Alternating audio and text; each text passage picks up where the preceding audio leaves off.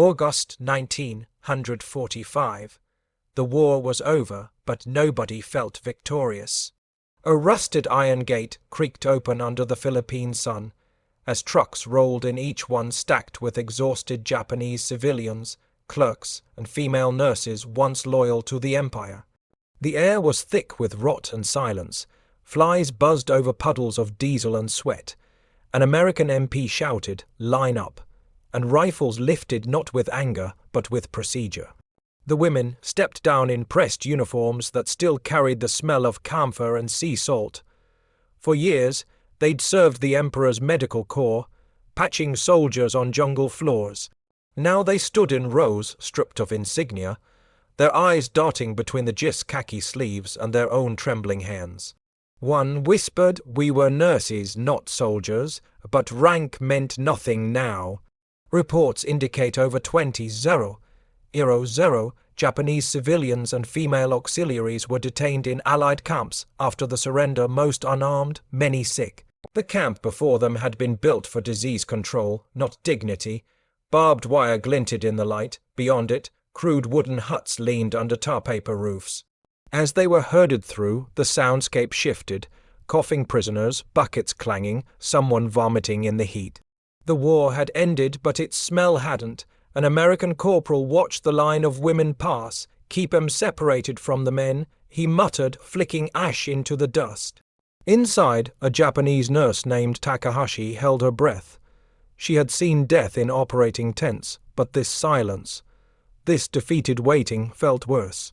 Her eyes followed a trail of black flies toward a dark corner of the camp, where something foul shimmered in the air. It wasn't smoke, it was sewage. The next morning, the women would learn their first assignment. They weren't here to heal anymore. They were here to clean, and the smell was already crawling into their clothes. Tomorrow, the sergeant would point his finger toward that stinking corner, and what happened next would break every illusion they had about dignity, surrender, and the enemy's mercy.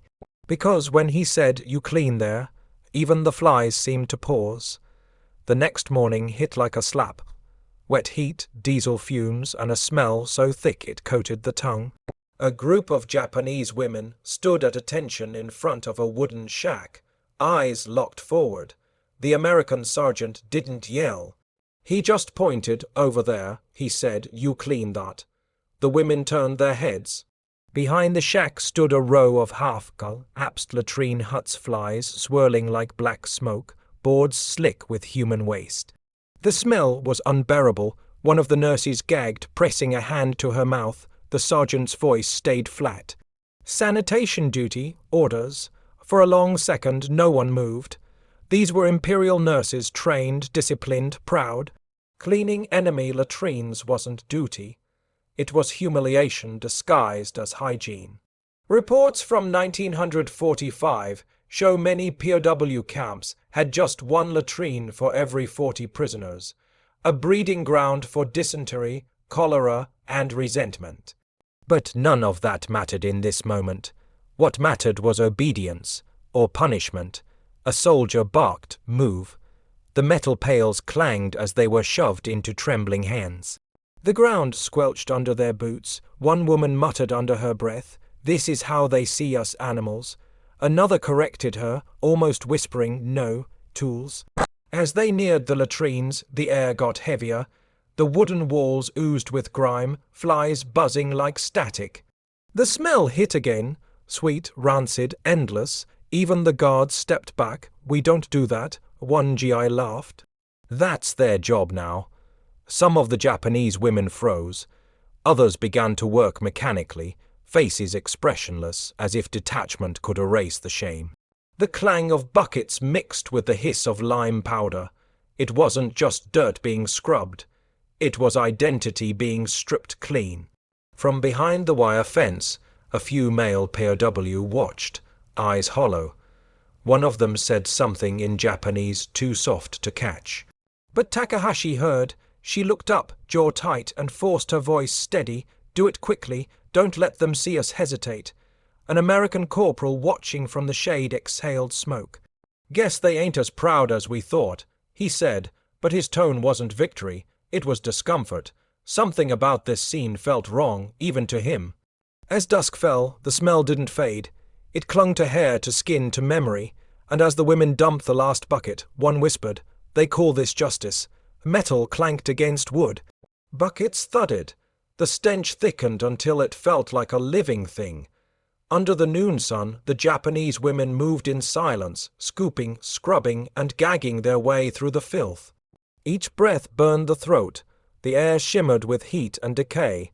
A fly landed on Takahashi's cheek. She didn't flinch. Her hands, once steady over surgical tools, now gripped a rusted ladle. She stared at the mess before her, the overflowed pits, the crawling maggots, and swallowed her nausea. Around her, others retched quietly, their eyes red from the fumes. One woman whispered, "Even our soldiers never faced this filth." Another replied, "At least soldiers died with honor. We live with this." American guards watched from a distance, expressionless. For them, it was just routine. Sanitation had to be maintained.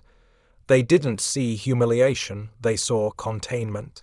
Reports from posts, Ender camps reveal that dysentery rates exceeded 30% in overcrowded areas. To the Americans, this labor was practical. To the Japanese women, it was punishment masked as hygiene. The ground squelched under their boots. Every step sounded like surrender. One nurse began to cry silently, wiping her face with the same sleeve she used to scrub the boards. Takahashi caught her arm. "Don't," she said. "They're watching." Her voice was low, but her eyes flared with something that looked like defiance, or maybe desperation. A nearby GI shifted uncomfortably. He wasn't cruel, just detached, but watching these women, once his enemy, now reduced to this, made something twist inside him. Still, orders were orders. He turned away, lighting a cigarette that barely masked the odor. Hours passed. The sun lowered, the smell didn't. The women dumped the last bucket behind the huts, where a shallow trench steamed faintly in the heat. They stood in a line, trembling and stained, faces grey with exhaustion. For a moment nobody spoke. Then Takahashi broke the silence. "We survived worse. We'll survive this." Her tone wasn't pride. It was survival carved into syllables. The guards called for inspection. The sergeant nodded once. Good enough. No praise, no thanks, just that. As the women dragged their buckets back toward the barracks, the flies followed. The humiliation, the heat, the silence. They carried it all with them. But by morning, something would change, the Americans' tone. Their gaze would shift from mockery to indifference. And indifference, Takahashi realized, could be colder than hate. By the fourth day, the novelty had vanished. No more jeering, no more smirks, just routine. The Americans didn't even look anymore. Under the crushing noon heat, the women cleaned, the guards smoked, and time stretched like tar. Takahashi noticed the change first. The guards' laughter had stopped. Their orders were shorter now, mechanical, bored. They didn't spit insults or bark commands. They barely made eye contact. Indifference replaced humiliation, and somehow it felt worse. She worked methodically, hands blistered and raw. The stench no longer shocked her. It had become part of her skin. Behind her, a young nurse coughed, voice cracking. "Do they even see us?" Takahashi didn't answer. She looked toward the wire fence where American soldiers lounged under a canopy, passing cigarettes, talking baseball. "Guess they got used to it." One GI muttered, watching from the shade. His friend shrugged. "You do what you're told. Rules are rules." Their conversation faded under the buzz of flies. Statistics later showed most American camp guards were barely men. Over 60% were under 25. Many pulled from frontline units and dumped into prison duty. They were tired too, disillusioned. They didn't hate these women. They simply didn't care anymore. A cigarette butt, flicked from a guard's hand, arced through the air and landed in the dirt near Takahashi's boot. She didn't move. Smoke coiled upward and vanished. For a split second, her gaze met his. He looked away first. That's when she understood something brutal. Contempt is noisy, but indifference kills the spirit quietly. As the day dragged on, Shadows stretched across the compound. The sound of shovels scraping dirt blended with the hum of flies and distant laughter. The women's movements grew slower, not from weakness but from resignation. Even the act of cleaning now felt empty. One guard leaned against the hut, arms crossed. They work like machines. He said, "Don't even complain." Another replied, "Maybe they stopped feeling." When Takahashi heard that, her lips tightened, feeling. She whispered to herself, "No, we remember." That night, as the women returned to their barracks, their faces expressionless, Takahashi felt a new resolve forming beneath the numbness. If these men wouldn't see their humanity, she'd make them notice through discipline, through control. Tomorrow she would take command, not as a soldier of the Emperor, but as a woman refusing to break. Morning, the camp was already alive with the same dull rhythm. Shovels scraping, guards pacing, flies humming like static in the air. But something subtle had shifted. The women no longer moved like broken bodies. They stood straighter. At the center of it all, Takahashi. She wasn't officially in charge of anything, but her presence pulled others into line. The way she tied her sleeves, the steady voice she used discipline returned to chaos. "Line up," she said in English, soft but clear. The guards looked up, surprised. The women obeyed instantly. Takahashi had once been a senior army nurse in Manila. Reports later noted she treated more than 400 wounded soldiers in the final months before surrender. Her training was precise, almost ritualistic. And now, she turned that same focus toward the latrine pits. "We will clean fast," she told them, "and we will not smell of it." The younger women followed her lead. Buckets filled, rags moved in rhythm.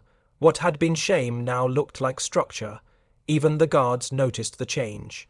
"They're running it like a factory," one muttered. Another said, "Guess that lady's their boss." Takahashi didn't look at the Americans. She focused on efficiency, boiling water, using lime, organizing shifts. Every gesture was a statement. We may be prisoners, but we are not filth. The flies still swarmed, the smell still burned, but there was control now. By midday, a young GI Private Miller watched quietly from behind a supply shed. He couldn't stop staring. Something about her calm under humiliation cut through the heat haze. She reminded him of a moment 2 months earlier, a Japanese nurse tending to a dying Marine in a captured field hospital. Her face had looked just like Takahashi's. The sight unsettled him. She wasn't an enemy now. She was human, and she was leading. As the day ended, the camp sergeant glanced at the cleaned area and nodded. "Good work," he said, more to himself than to them. It wasn't praise, but it wasn't cruelty either. Takahashi turned toward her group, her voice quiet but firm. "Tomorrow," she said, "we finish faster." From the fence, Miller watched her walk away, the last light catching her sweat-soaked uniform. He didn't yet know why he couldn't look away, but that night he'd act on it, silently and against orders. Private James Miller had seen enough war for a lifetime, and he was only 19. The Pacific had aged him each skirmish, each burn.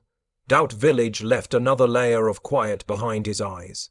But now, in this camp, the silence was different. It wasn't gunfire or chaos. It was the silence of people trying not to exist. From his post near the supply shed, Miller watched the Japanese women move under Takahashi's direction. Their hands were raw, their faces hollow, yet their rhythm was almost military. Something about it gnawed at him. He remembered the field hospital on Okinawa, the one his squad had raided in June. Amid the smoke and blood, a Japanese nurse had tried to stop the bleeding of a wounded Marine. His friend, Corporal Hensley. She hadn't flinched when shells fell outside. "He'll live," she'd said in halting English. She was wrong. Hensley died that night, but Miller had never forgotten her face or her courage. Now, months later, that same calm, that same steadiness, lived in Takahashi's eyes. He wasn't sure if it was respect, guilt, or confusion twisting his stomach, but he couldn't stop watching. Reports show that by late 1945, nearly 60% of Guards in POW camps were combat veterans, many carrying trauma without even knowing the word for it. They followed orders like clockwork, but empathy, once sparked, was dangerous. It blurred the lines between victor and prisoner. That afternoon, as Miller handed out rations, he paused at the women's line. Takahashi met his eyes briefly. No fear, no gratitude, just acknowledgement. Something human passed in that glance, something forbidden. When he walked back to the shed, his sergeant called out, "You staring at the enemy now, Miller?" He didn't answer. "Good, keep your head straight, they ain't your problem." But they were. That night Miller couldn't shake the image of her steady hands, her quiet command. He thought about how she made the others move, how she gave them dignity in a place built to strip it away. By lights out, he had made up his mind. The next morning, he'd break a rule not out of pity, but out of something heavier. Maybe gratitude, maybe atonement, because if war could twist people into monsters, maybe one small act could twist it back. Night draped over the camp like wet cloth, humid, silent, restless. The guards smoked in clusters near the wire fence, their laughter thin and tired. Inside the women's barracks, the air was still, broken only by the sound of shallow breathing. Private Miller sat on his cot, staring at his hands. Between his palms lay a small rectangle wrapped in paper, a single, rationed bar of army soap. It wasn't much. But for the prisoners, it might as well have been gold. He hesitated, glancing toward the sergeant's tent.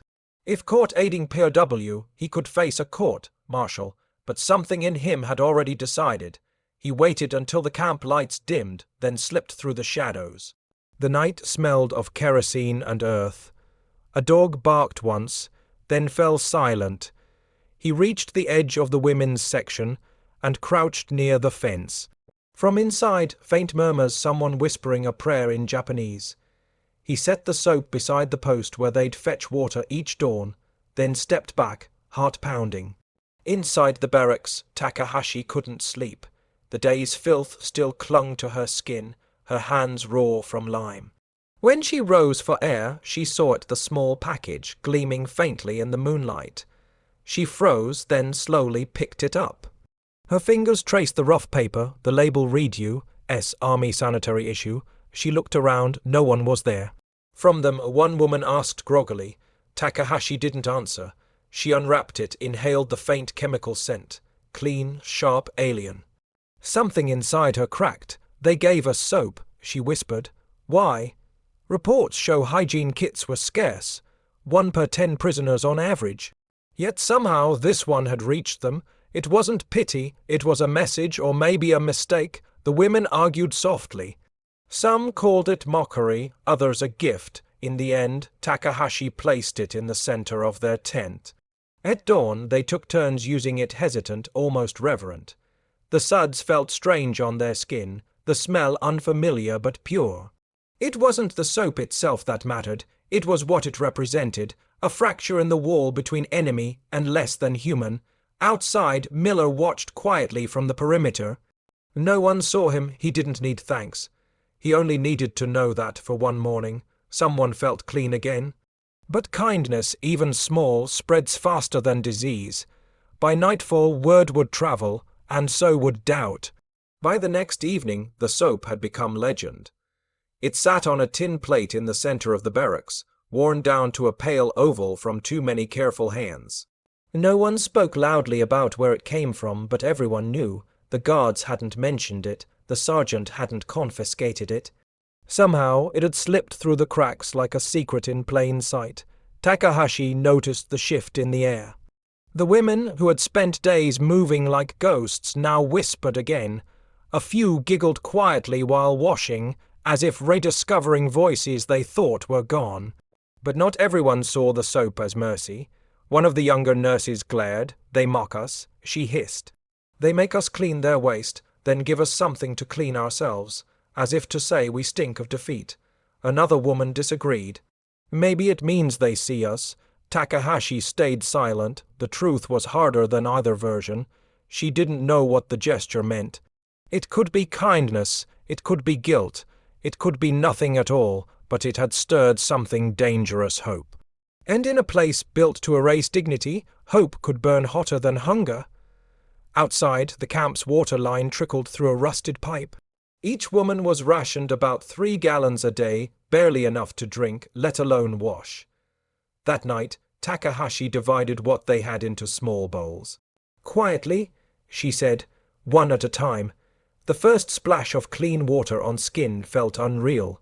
A nurse let out a soft gasp. Another laughed, a brittle, startled sound. In that laughter, for the first time in weeks, there was life. But not everyone joined. A few refused to touch the soap, sitting stiff on their cots, arms crossed. Clean hands cannot clean a conscience. One murmured, ours or theirs. The others said nothing. They just scrubbed, eyes closed, letting the suds carry away what shame couldn't. By dawn the soap was nearly gone. Its paper wrapping lay folded under Takahashi's pillow, like a relic. The air in the barracks smelled faintly of something long-forgotten cleanliness, maybe even dignity. But the next morning that faint peace shattered. One woman doubled over, vomiting onto the floor, then another. And another. The soap hadn't caused it. The latrines had. By noon the camp was under quarantine. The sickness struck like a whisper that turned into a scream. At first it was just one woman feverish, trembling, collapsing near the water bucket. Then 3 more by nightfall. By dawn, the smell inside the barracks had changed. Not the rot of the latrines this time, but something sharper, crueler. The scent of sickness spreading faster than anyone could control.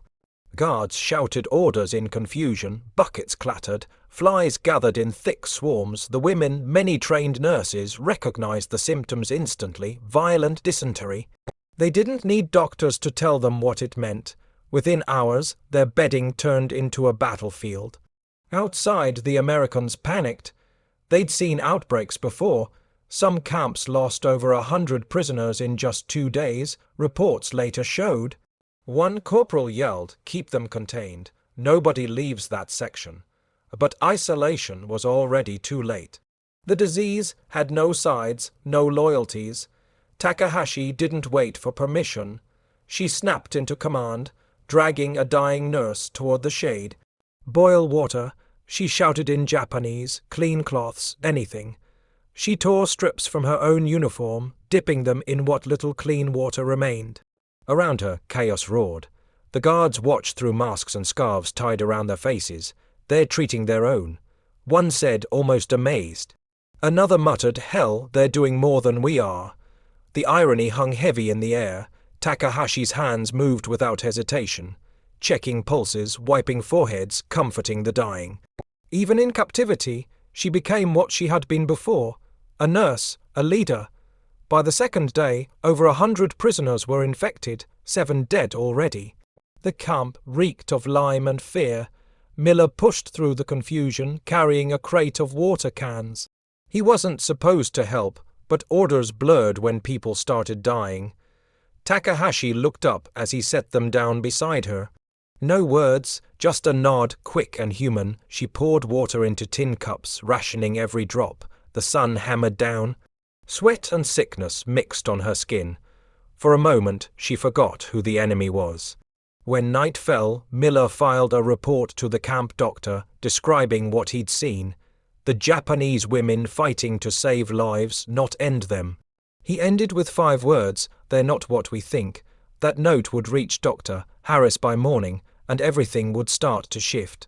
By sunrise, the camp smelled like disinfectant and death. Buckets of lime lay scattered across the dirt. Crows circled overhead. In the chaos, a jeep rolled through the gate, its tires cutting a line through the dust. Inside sat Captain Robert Harris, the camp's medical officer. He wasn't supposed to visit prisoner compounds unless ordered. But Miller's report had changed that. Harris stepped out, adjusting his cap, eyes scanning the rows of shacks.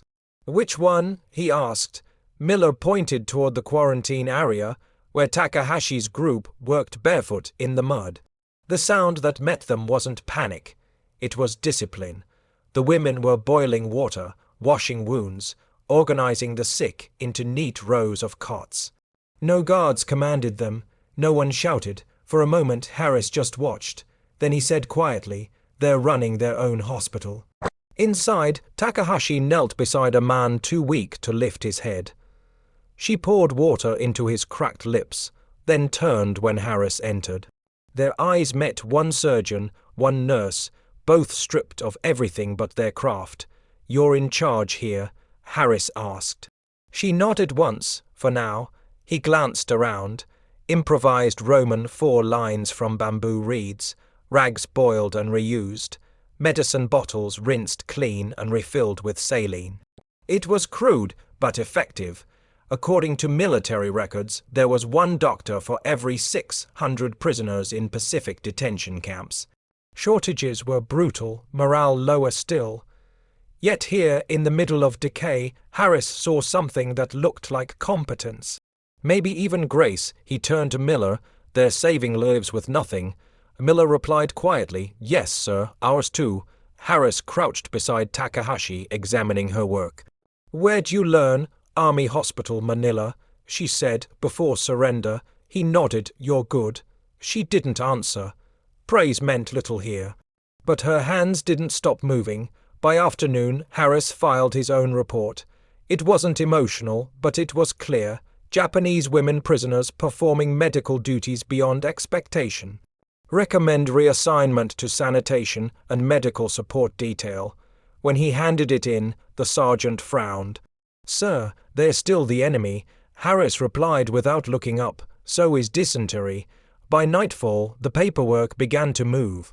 The camp would change again quietly, bureaucratically, but permanently. The next morning, Takahashi would receive new orders. Not punishment, but purpose. The orders came at dawn, typed on thin paper, the ink already bleeding from the humidity. Effective immediately. Female Japanese internees to assist in sanitation and medical support duties. That was it. No signature, no apology, just bureaucracy catching up to mercy. When the sergeant read it aloud, the camp fell into a strange hush. The same women who had once been ordered to scrub latrines were now officially part of the health corps.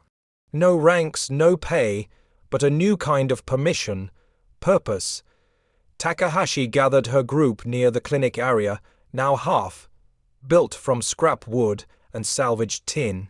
"We'll move the sick here," she said in Japanese. "Clean water to the left, supplies here."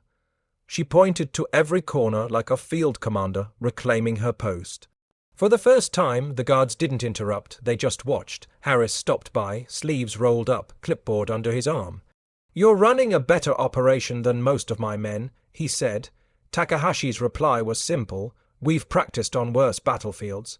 Within a week, the difference was visible. Infection rates dropped by nearly 40%, according to the camp's logs. The air smelled less of rot, more of boiled linen and medicine. The women still worked with their heads down, but now their silence carried something heavier than fear. Professional focus. Miller noticed it most. Every morning, as he made his rounds, the camp felt cleaner, not just physically, but in spirit. The Americans still called them the Jap nurses, but the tone had shifted from disgust to reluctant respect. One afternoon, a corporal from another unit came to deliver lime powder. Watching the women at work, he frowned. "You're letting them handle patients now." Harris didn't look up. "They're handling the outbreak. You want to take over." The corporal left without another word. That night, under lantern light, Takahashi wrote a note in her small, tattered notebook. "Dignity is not given. It is rebuilt." She folded the page, tucked it beneath her cot, and slept for the first time without the smell of waste in her hair. The next day, as rations were distributed, something unexpected happened. A GI placed an extra ladle of soup into her bowl. No words exchanged. Just a nod. Respect had arrived quietly, carried in a bowl of soup, and soon that silence would turn into something else entirely. Shared meals, shared eyes. The smell of soup drifted across the camp that evening. Thin broth, onions, something canned and metallic. For the first time in weeks, the air didn't reek of disinfectant or rot. The women sat in small groups near the clinic, bowls cupped carefully in their hands. Across the yard, the guards ate too, their laughter faint, almost human again. Miller carried a dented pot to the fire pit, ladling soup into tin bowls. When Takahashi approached, he didn't look at her directly. "You'll need the extra calories," he said quietly, his accent flattening the word calories into something awkward and gentle. She paused, then accepted it with a nod. No words, no smile. Just an exchange that both knew crossed lines. According to camp records, American soldiers were rationed around 200 calories per day, while POW received roughly 500, numbers that didn't tell the real story. The difference wasn't just food, it was power, and here, that small difference was closing. The women ate slowly, savoring each mouthful like a ceremony. Across from Takahashi, one nurse whispered, "Do you think they pity us?" "No," Takahashi replied, "they see us." The sky dimmed to a bruised purple. Somewhere, a harmonica played a lazy tune, probably one of the guards killing time. The sound drifted through the wire like smoke. For a strange, suspended moment, there were no sides, just hungry people, exhausted and alive. Miller watched the women from a distance, his spoon dangling in midair. Their faces weren't defiant or broken anymore, just quiet, steady, human. When one of them caught his gaze, he looked away quickly, embarrassed by his own curiosity. A nurse nudged Takahashi and murmured, "He looks at you." She answered, "He looks through me." That's how they start to change. Later that night, Takahashi opened a worn diary. Paper yellowed, corners curled. She wrote carefully, "We clean their waste, cure their sick, and now we eat their bread. We are learning their humanity and our own." She closed the diary and listened to the wind tugging at the barracks roof. Beyond the fence, the guards' laughter turned into a quiet murmur. Somewhere in that sound, she heard something dangerous and fragile forming mutual recognition. It would not last, she knew. War never allows comfort for long, and soon a new ache would return, the ache of words that could never be sent home. Weeks passed, and with them came a strange stillness. The camp, once choked with stench and chaos, now ran on quiet efficiency. Illness had faded. The women worked, cleaned, tended, and ate, but their eyes began turning inward again toward memories that the work could no longer silence. One humid afternoon, a guard tossed a small bundle of stationery through the fence. Arme, issue, thin and rough. "Write your folks," he said. "Mail run next week." His tone was flat, but it was the first gesture of normalcy in months. The women froze, the papers trembling in their hands. For many, their families didn't even know they were alive. That night, Takahashi sat by lantern light, pen scratching slowly. "Dear Mother," she began. Her Japanese script flowed neatly across the page. "We are fed, we are alive. The enemy, they are not as I imagined." She paused, staring at the sentence. It felt like betrayal to write it, and betrayal not to. Around her, the others wrote too. One described the strange kindness of a young American who shared his bread. Another confessed the shame of cleaning toilets but the pride of saving lives. Some just drew small things. A mountain, a cherry blossom, a memory of home. Reports later noted that mail from POW camps could take up to 6 months to reach Japan. Most never did. Every letter here would be read, censored, or confiscated, but that didn't matter. These weren't messages, they were confessions. When Miller passed by that night, he saw the flicker of lanterns and the motion of pens, their writing. He asked Harris. "Let them," the doctor said. "Sometimes that's medicine too." A few days later, a clerk came to collect the letters. The women lined up silently, handing them over like offerings.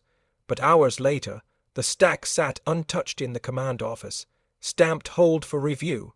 They would never leave the camp, Takahashi found out 2 days later. She didn't cry. She simply returned to the barracks and whispered to the others, "The world outside doesn't hear us yet." Still, the act of writing had done something. It had cracked open a wall inside each of them. But then, the radio crackled to life in the command tent. Tokyo trials, war crimes, executions, the words drifted through the camp like smoke, and the silence that followed was heavier than before. The news arrived not by letter, but through static. A battered shortwave radio crackled in the command tent, its antenna trembling in the monsoon wind. The guards gathered close, sweat and cigarette smoke thick in the air. At first it was just names, long, foreign, tangled in translation. Then came the headline, Tokyo War Crimes Tribunal Verdicts Delivered. Word spread fast. By evening, even the women in the barracks knew. The whispers moved like wildfire. Generals executed, officers imprisoned, crimes detailed in cold, clinical English. Takahashi sat motionless as another nurse recited what she'd overheard. 7 sentenced to death, many to life. The words hung there, heavy and unreal. For months these women had endured humiliation, hunger, disease. They'd told themselves they were victims of defeat, not villains of the war. Now the truth crashed through the wire. Reports confirmed that over 700 Japanese military personnel were tried, 920 sentenced to death or life imprisonment. But it wasn't the numbers that broke them, it was the details, atrocities, experiments, executions. One nurse covered her ears. Lies, she whispered, propaganda. Another shook her head slowly, nodded, I remember rumors. The silence that followed was unbearable. For the first time, the line between pride and horror blurred beyond repair. Miller watched from a distance. He didn't understand the Japanese words, but he saw the change, shoulders slumped. Eyes that once burned with quiet defiance now stared at the ground. He asked Harris quietly, what did they say? Harris exhaled. They just found out what their country did. Inside the barracks, Takahashi sat beside her diary, pen unmoving. Were we part of that? She wrote, then stopped. The question itself felt like poison. These women had served as nurses, not killers. But the flag they'd served under had soaked everything. One of the younger prisoners began to sob. All this time I thought we were honorable. Takahashi placed a hand on her shoulder. We believed what we were told. Her voice trembled. Now we live to see what we weren't. Outside, thunder rolled across the hills. The camp was quiet. No laughter, no shouts. Just rain starting to fall, washing the dirt from the latrine pits. The next morning, Takahashi gathered the women one last time. There were no orders left to give. Only a choice to remember or to forget. And she chose the harder one. Months later, the war felt like an echo, still loud, but distant. The camp was quieter now. Fences sagged, guards rotated out, and rumors spread that repatriation ships were coming. The women no longer counted days, they just worked, and one morning the new sergeant gave them a final order. Camp cleanup detail, start with the latrines. The words landed like a ghost from the past. The same task, the same smell, the same buckets. For a moment, they just stood there, frozen in memory.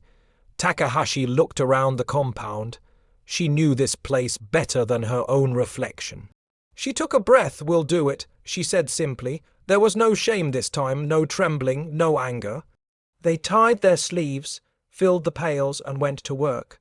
The same filth, but different hands. The same pit, but new eyes. As they scraped and scrubbed, the smell rose again, sour, familiar. But it no longer carried humiliation. It carried memory. These women had been stripped of everything, rank, pride, family, and rebuilt themselves from the very dirt they once despised. American soldiers walked past, watching silently.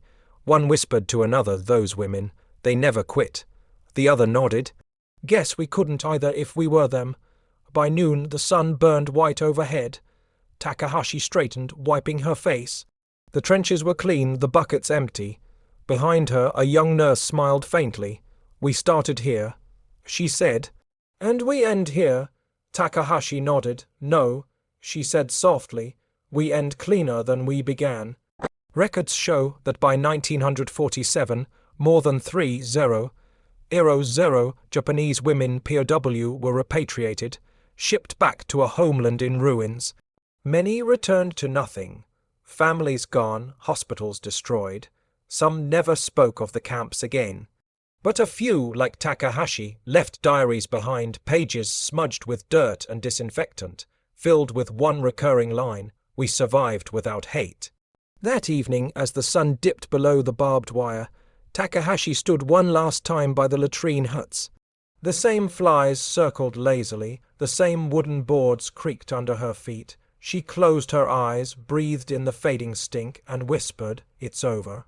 War had taken everything but left her with one truth. The filth of battle could be washed off the body, but not the soul.